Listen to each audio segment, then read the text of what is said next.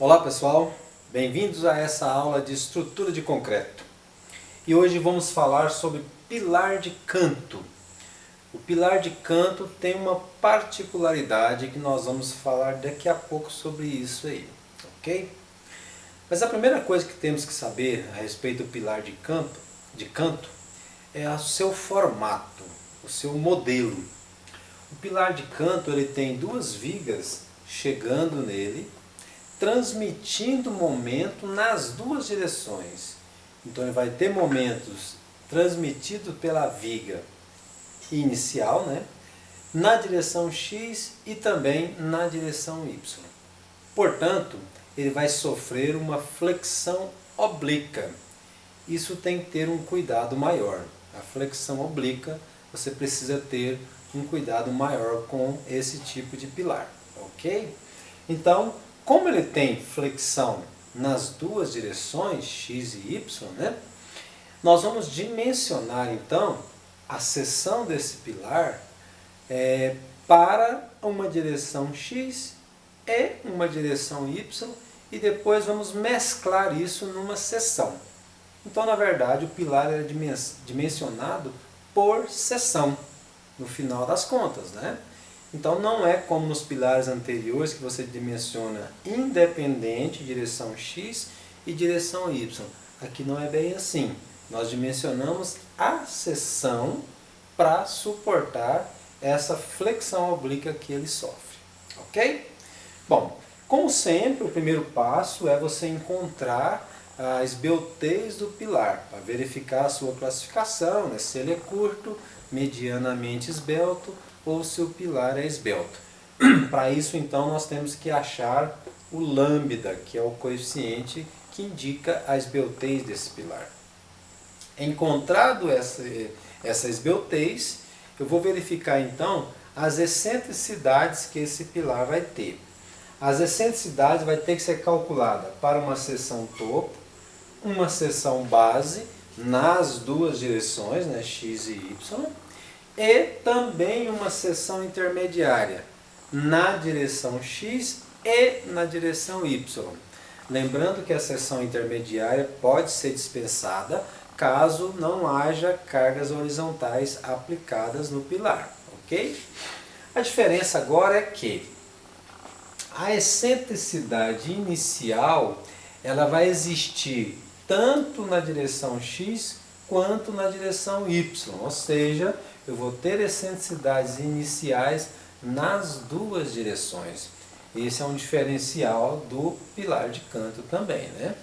Beleza, então eu calculo aí a excentricidade inicial na direção X e Y, a excentricidade acidental na direção X e Y, a excentricidade de primeira ordem, que é a soma das duas excentricidades, calculo a excentricidade de primeira ordem mínima e faço a comparação das duas, ou seja, eu utilizo o maior dos dois aqui.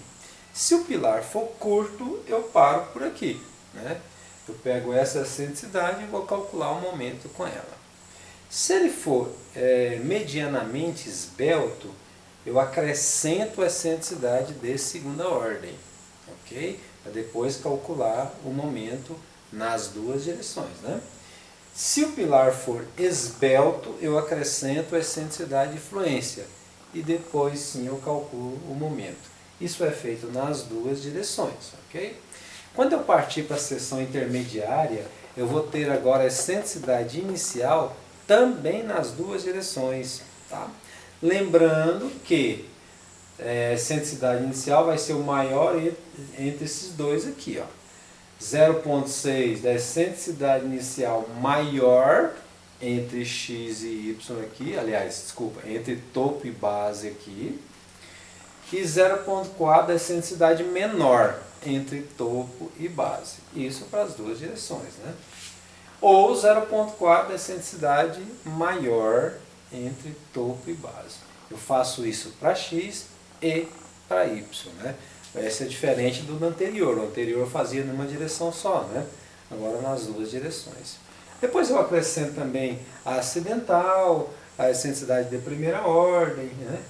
Mínima, depois segunda ordem se for necessário, A necessidade de fluência também, se for necessário, né? De forma é zero, né?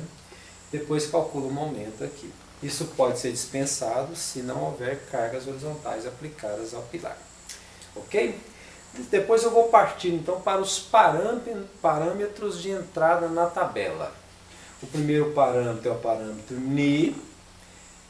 Agora não tem o parâmetro delta, tá? Agora é o parâmetro ni. Depois eu calculo o parâmetro μx e μy. Aqui eu vou usar o momento x, né? O momento maior entre topo e base intermediária. E o momento y, também o maior entre topo e base intermediária. Aí depois eu vou fazer a interpolação desses dois aqui. E aí tem uma tabelinha lá no final da apostila, né? Que tem esses dois parâmetros que você vai fazer a interpolação desses dois aí. Feito isso, eu vou achar a taxa de armadura, né, adimensional, e aí sim eu calculo a área de aço. Eu não vou calcular a área de aço para x e para y, eu vou calcular a área de aço para a seção. Esse é um diferencial também do pilar de canto, né? Eu vou calcular a área de aço para a seção, ou seja, eu calculo uma vez só a área de aço. Então vou usar o que eu encontrei lá na tabela, né? Aliás, da interpolação, a área de concreto, 0,85 da resistência do concreto, dividido pela resistência do aço. Então é isso aqui que eu faço para encontrar a área de aço para o pilar de canto. E daqui a pouco eu volto com um novo vídeo para a gente fazer o detalhamento do pilar de canto, ok? Um abraço, até daqui a pouco.